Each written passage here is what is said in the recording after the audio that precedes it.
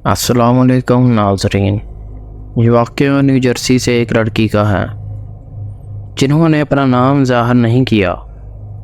ये वाक़यात उनके साथ तब पेश आए जब वो नए घर में शिफ्ट हुए थे। चलिए ये वाक़या हम उन्हीं की ज़ुबानी आपको बताते हैं। मैं न्यू जर्सी में रहती हूँ और हम 2005 में नए घर में शिफ्ट हुए थे।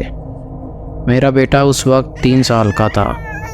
शिफ्ट होने के 2-3 दिन बाद मैं अपने बेटे के साथ उसके रूम में गई, लेकिन जैसे ही हम दोनों बैठे मुझे ऐसा लगा जैसे कि बेड की दूसरी तरफ से कोई उठकर खड़ा हुआ है।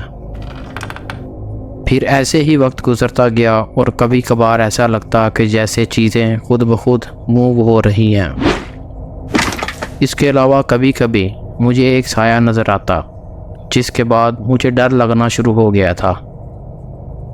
मैं अपने बच्चों को कमरे में सोने नहीं देती थी।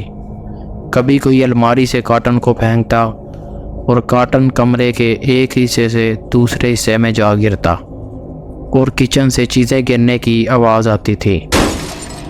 फिर मैंने अपने तीनों बच्चों को कहा कि घर में जो कुछ हो रहा है इसको नज़रअंदाज करो, क्योंकि उनको कुछ समझ तो नहीं आता था कि ये क्या हो रहा है, लेकिन वो डरे हुए रहते थे।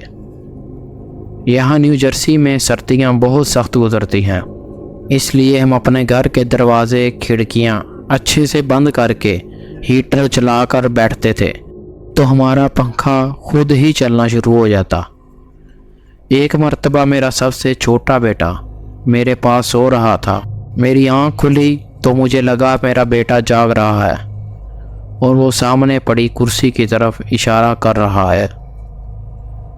जब मैं पूछती तो कहता कि अभी मैं कुछ नहीं कह सकता, मुझे वो मना कर रहे हैं। मैं पूछती कौन मना कर रहा है, तो कहता मैं कुछ नहीं बोल सकता और सिर्फ कुर्सी की तरफ इशारा करता रहता।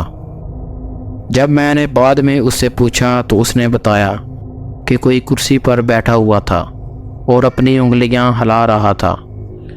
इसी तरह ये वाक़यात हमारे साथ 10 साल तक होते रहे। फिर जब मेरी सास आई तो उनके साथ भी ऐसे वाक़यात हुए।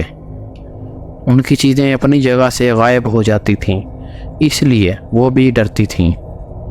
जब हम उस घर से मूव हो गए तो मेरे बड़े बेटे ने बताया कि रात को जब मैं सो रहा होता था तो कोई काला साया कमरे में गोल गोल घूम रहा होता था और मेरे खावंद की कमर पर, हाथ पर और गर्दन पर नाखूनों के निशानात बने हुए होते थे।